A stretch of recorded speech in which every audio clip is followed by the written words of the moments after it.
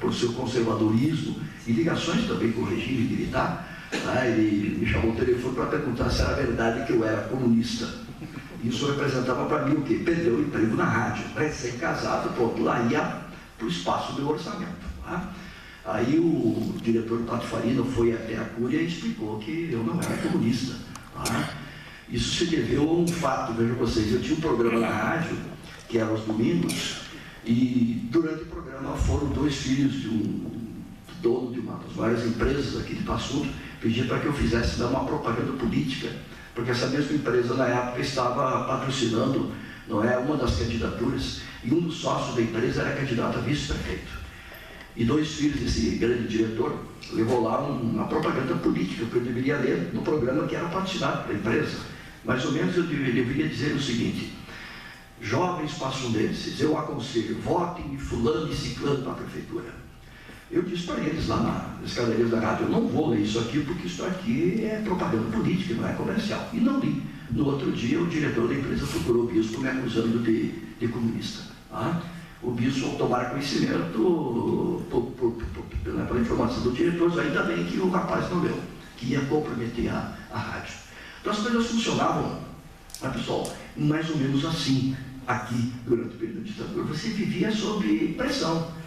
Você recebia telefonemas do CCC, o Comando em Caça aos Comunistas, por você programar uma música. Programava, digamos lá, uma música, apesar de você do Chico Buarque, um cálice que há pouco estava tocando aqui, e aí que dizia: ô comunistazinho, filha da puta, para de tocar esses outros comunistas. E havia outro patrulhamento, numa ocasião, esse meu amigo aqui, escreveu na sua coluna no jornal.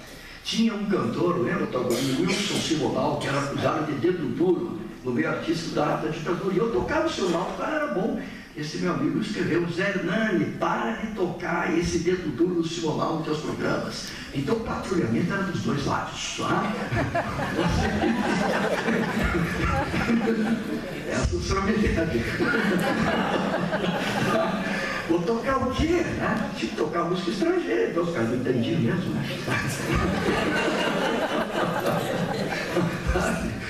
Então, as coisas funcionavam assim, Bom, os nossos jornais, pessoal, o Ivaldino trabalhou muito na época dos jornais, Tanto o Diário da Manhã como o Nacional se colocaram a favor do golpe. Era quase que um consenso, com raras exceções na mídia brasileira, de que nós estávamos encaminhando para nos transformarmos numa grande Cuba. Os nossos jornais aqui não foram exceção. Tanto o senhor Múcio de Castro no Nacional como o Túlio Fontoura no Diário da Manhã fizeram muitos editoriais elogiando o regime.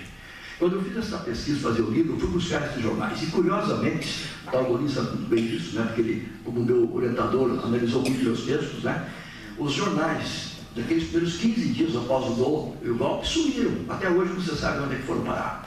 Eu não sei se as direções ficaram com medo, de que alguma coisa não agradasse aos militares. Procurei em Porto Alegre, no Museu Hipólito, não achei.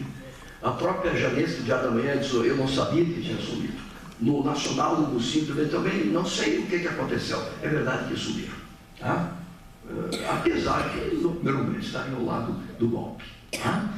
Houve uma mudança em março de 65 por parte do Jornal Nacional, porque o Jornal Nacional publicou de matéria de primeira página uma manchete: guerrilha na região de Tenente Portela e 3 de Maio do Jefferson Cardim.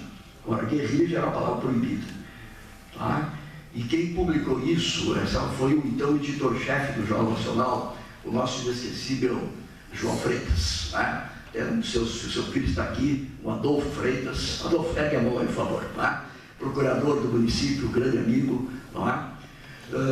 O João teve coragem de publicar isso aí. O que aconteceu? O capitão Greiveres, que era quem mandava em Passo Fundo, empastelou o jornal. O que é que empastelar?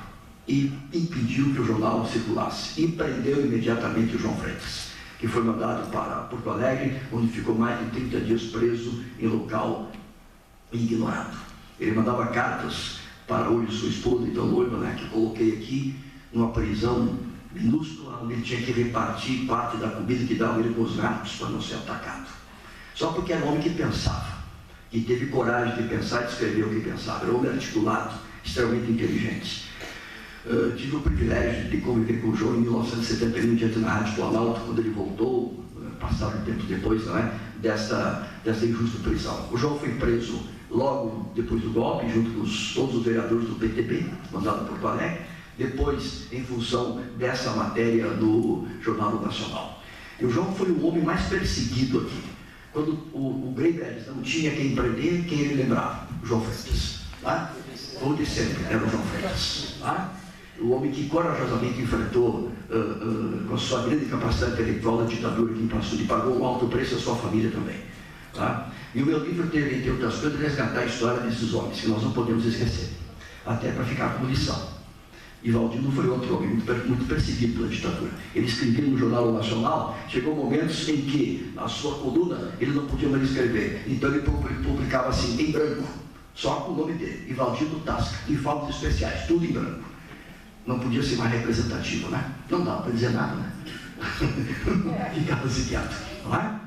Então, vejam vocês, a censura, a repressão, não foi só nos grandes centros, foi em pequenas comunidades, onde a coisa era mais difícil, porque aqui todo mundo conhecia todo mundo, né?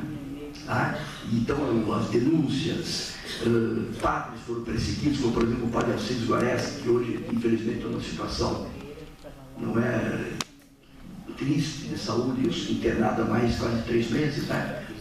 Desde dezembro, no estado vegetativo, um homem brilhante, foi secretário de Educação, reitor da universidade, ocasião por fazer um discurso de formatura no Cine Pampa, na formatura de filosofia, e ele citou Pedro Pedreira do Chico Buarque, e fez menção a Che Guevara, já saiu preso do Cine Pampa.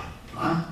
As coisas funcionavam assim. Tá? Então, Passo Fundo viveu muito, né, pessoal, a respeito nesse período, esse tipo de repressão e de medo que se tinha. No magistério, eu sou professor de cursinho há 40 anos, exatamente. Na época, eu era professor de História do Gama, e como tal, contou, alunos eram preparados para te dedurar. Numa aula, eu falei que tinha sido um golpe e não uma revolução, e que tinha sido 1º de abril e não 31 de março. Isso foi de manhã. De tarde me ligaram no quartel para vir falar com o comandante Greibergs. Lá fui eu, com a minha apostilinha, né? Me borrando de medo. Tá? Aí ele perguntou, mas o senhor acabou de dizer hoje de manhã que foi um golpe. O senhor tem que se lembrar, professor, que isso aqui foi uma revolução democrática. Tá? Eu tive uma coragemzinha e disse, Colidi, mas capitão, é tão democrático que eu estou aqui dando explicação por causa de uma aulinha minha. O senhor não pode dizer que é 1º de abril. Isso é o dia dos bobos. Eu tenho vontade de dizer por isso mesmo, capitão, mas aí eu apanhava. E aí me fizeram lá, eu abri uma fichinha assim, né? Fiquei lá, né? Passado, depois quando veio a abertura, eu fui lá ver a fichinha. Estava lá, né? Meu nome, tendências marxistas, eu era todos isso da época, eu nem sabia o que era isso. Tá? E embaixo uma observaçãozinha assim, isso me deixou com o ego lá em cima. Elemento considerado perigoso à segurança nacional. Tá? Com esse porte, eu saí de lá me sentindo um Rambo, né? Se eu ficar zangado, vocês vão ver. Acaba essa ditadura. Tá? Então, esses episódios, né, marcaram bem a vida de Passo Fundo, como muitas outras cidades por aí. Tivemos uma rádio, a Rádio Município, fechada em 1977, a Rádio Municipal, tá, que era do município, era da universidade, passou para o município. Enquanto esteve à frente de governos da Arena, a Rádio Municipal funcionou, embora ela fosse ilegal, né? Ela não podia fazer propaganda, fazer comerciais, fazer propaganda, ela fazia. Mas enquanto a Arena mandou, ela funcionou. Quando em 76 o MDB ganhou o senhor Volmar Salton, um ano depois, aqui no aeroporto, desceu um avião com o general chamou lá para o Salton e disse, olha, o senhor tem 3 comunistas no seu secretariado. Atanásio Hort, apareceu num acidente, né? Caio Cabeda, tá? E Ilmo Santos. O senhor tira esses 3 comunistas do seu secretariado. Salton disse, olha, general, sinto muito, mas o secretariado é meu, eu boto e tiro quem eu quero. Aí o general disse para o Salton, muito bem, o senhor é que sabe, o senhor vai ter notícias nossas. Dali 30 dias veio o departamento de telecomunicações e selou, não é os transmissores da Rádio Municipal, que deixou de funcionar. Tá? Quando eu fiz esse livro, eu fiz uma emocionada entrevista com Jarbas Sampaio Corrêa, que era o locutor que estava no dia, quando fecharam a rádio, ele foi quem deu o adeus da rádio municipal, tocando o hino nacional. E ele foi aos prantos quando me contou isso aí. Então as coisas funcionavam assim, né, pessoal? Era sob pressão, era sob medo que as coisas funcionavam. Depois, curiosamente, o canal da Rádio Municipal passou para um outro grupo aqui do assunto, né? E hoje a rádio funciona, não é? Porque esse grupo tinha ligações muito grandes com o então presidente Gás, ele foi um general de plantão, não é, na alta hierarquia do Exército. Bom, eu acho que essas são algumas coisas que eu queria pontualmente colocar aqui, para endossar essa avaliação maravilhosa que o Tal Golim fez de como as coisas funcionaram, não é, em pequenas comunidades como Passo Fundo. Isso aí, Dagmar. Muito obrigado.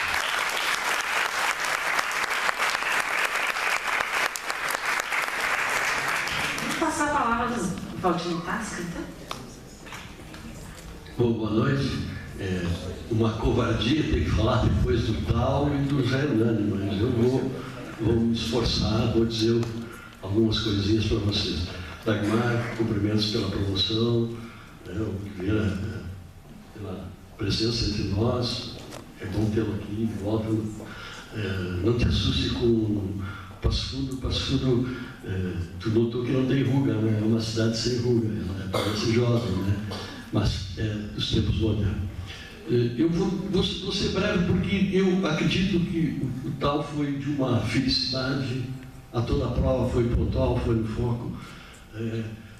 Nós temos que ter uma sociedade democrática com princípios republicanos e essa deve ser a nossa luta, porque ditadura, eu escrevi essa semana, a ditadura humilha a gente, ela prende, ela esmaga, a ditadura faz da gente um nada.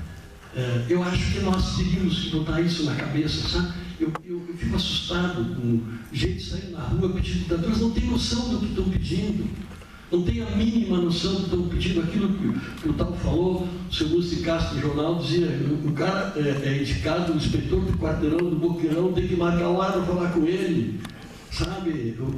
Isso numa cidade pequena é terrível. Tem coisas que até hoje eu não falo, porque eu não posso provar, as pessoas estão mortas, sabe? Elas foram embora, não tem documento, mas a ditadura de uma cidade pequena multiplica por 10, que os dois decidiram nessa questão do dia a dia, sabe? O cara não vai com a tua cara, ele arruma um problema para ti.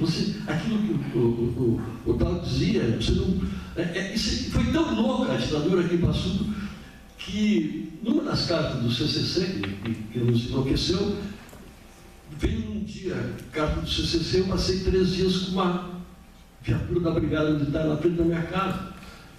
E eu já estava entrando em pânico. Aí saiu o tenente: não te assustes, nós estamos aqui para te proteger. A Brigada estava me protegendo. Então vai tu entender como é que funciona o esquema da ditadura. Mas eu vou ser bem rapidinho assim. A ditadura, eu sou azarado, ela me pegou no primeiro dia. Eu era aluno do Colégio Conceição, tinha ido fazer um curso de alfabetização de adultos pelo método Paulo Freire, do Colégio Rosário, em Porto Alegre, estava alfabetizando aqui no colégio, veio uma hora para suspender o grupo, era alfabetização de adultos. Foi talvez a experiência mais maravilhosa de toda a minha vida. 30 dias depois, 14, 15 pessoas que nunca tinham entrado numa sala de aula saíram lendo de dentro do posto de puricultura, que era dos fundos do colégio aqui, dessa avenida, Fagundes Reis. Mas nós tivemos que ser em Conceição porque tinha sido suspenso o curso, nós não queríamos parar e fomos fazer à noite lá no posto de puricultura. Então, e já em abril a ditadura me incomodou. Eu tinha só 17 anos, um guri ingênuo, bobo, filho do interior, de Palmeira, não tinha noção das coisas, mas eu tinha toda uma formação dentro da igreja, porque senti no Jack Juque, né, e fui de AP, e aí fui até as últimas consequências. Então, a primeira parte da minha vida se dá no movimento estudantil, aqui na universidade, no Diretório Central do Estudante, né, até que, como era uma trajetória, quase que, de quem estava fazendo o movimento estudantil, quase que um curso era Jack, Juque, a PNL, que era a Ação Popular Leninista Marxista, e o PCdoB. Quando eu fui à ampliação do PCdoB, eu fui remetido para São Paulo, abandonei a família, minha experiência de luta armada, 10 dias em São Paulo, pegaram quem tinha, que era o cara que estava nos dando umas aulas para introduzir, e veio alguém e sumam, voltem para os seus lugares e não temos mais nada que fazer, porque a comunicação era uma pessoa com outra pessoa. Então, quando prenderam o cidadão que coordenava a nossa célula, no nosso aparelho, nós não tínhamos mais o que fazer, vinham embora. E aí, quando eu vim embora, eu fui para a imprensa, aí que eu entro no jornalismo, porque, que é outra questão que eu gostaria de salientar. Eu estive naquele grupo daqui que estava na União Nacional de Estudantes, nós éramos 5, fomos em Biúna. E estranhamente, quando eu voltei a aplicar uma multa na churrascaria do meu pai, que faliu ele. Mas vai você provar que o que faliu ele foi aquela multa. Como é que vai provar uma coisa dessa? Mas era coincidência, né? Foi justo quando saiu, e aí ele falhou. Daí nós tivemos que ir embora para Porto Alegre, eu fui para Porto Alegre, e lá, como eu estava completamente desarticulado, me aconselharam vir para o assunto. Eu tinha que buscar visibilidade, e aí eu recebi o convite do seu Lúcio, que seria meu sogro, para vir trabalhar no Nacional, e aí o Nacional começa isso que ele relatou, eu não vou repetir, né? Essa guerra de guerrilha diária, né, para você dizer alguma coisa, para você não se sentir... Porque, olha pessoal, eu não sei se vocês já sentiram medo. Eu tive que brigar a vida inteira, 20 anos, para vencer o medo. Eu acho que eu tinha medo, mas eu não me entregava por medo. Então, vocês não sabem o que é ter medo. Nisso que o Tal falou, todos os dias, tu tem medo todos os dias, todas as semanas, todo mês, o ano inteiro, 20 anos. Sempre algum medo em cima de você, você não sabia o que ia acontecer, tinha sempre alguma coisa terrível. Te ameaçando, se era verdade, não era, mas tu vai apelar para quem nessa altura do campeonato? Então, eu acho que o medo é a pior coisa. Quando eu vejo esse pessoal falando em querer ditadura, não tem a mínima noção da bobagem que estão pedindo. E aí entra o saújo. Eu vou aproveitar que esse trabalho do direitos humanos traz aqui a questão do Padre Alcides. O Padre Alcides elogiou, não o Che Guevara, nem a luta do Che Guevara, ele elogiou o idealismo do Che Guevara. E foi preso. Pois, isso marcou tanto a vida dele, marcou tanto a vida dele, que ele tinha, talvez, junto com mais um ou dois, não sei se tanto mais que isso, uma presença fantástica na implantação do ensino superior em Passo Fundo. Ele tem uma vida dedicada a isso. E quando ele sempre foi vice-reitor, quando chegou a hora de ser reitor, a cidade criou um burburinho. Os militares não querem que o padre não assista, lembra desse detalhe? Os militares não querem que o padre Alcides seja reitor. Ele não pode ser reitor porque os militares não vão deixar ele. Tá? Mas aí nós ficamos conversando, mas essa pressão é realmente dos militares ou é picuinha daqui? E a gente descobriu que era picuinha daqui. Como descobriu o padre Liberincar, que foi homenageado na academia do Tio, teve no jornal e disse assim: tá, é o seguinte, o padre Alcides não vai ser reitor porque os de sempre, né, eu nunca cito o nome porque eu nunca tive certeza absoluta quem foram os que estavam boicotando a possibilidade de ser reitor. Então veja o detalhe, como a gente descobriu que ali era só uma picuinha local, e na ditadura é difícil você saber o que o sabujo, o que o dedo duro local faz por vendetta, por não gostar da pessoa, do que o cara, não, isso aí é uma ordem que vem de cima, é do Estado, é de Brasília, enfim. Aí bolamos um artigo, o Padre Eli e eu, Caça às Bruxas. A abertura não chegou à Universidade de Passo Fundo.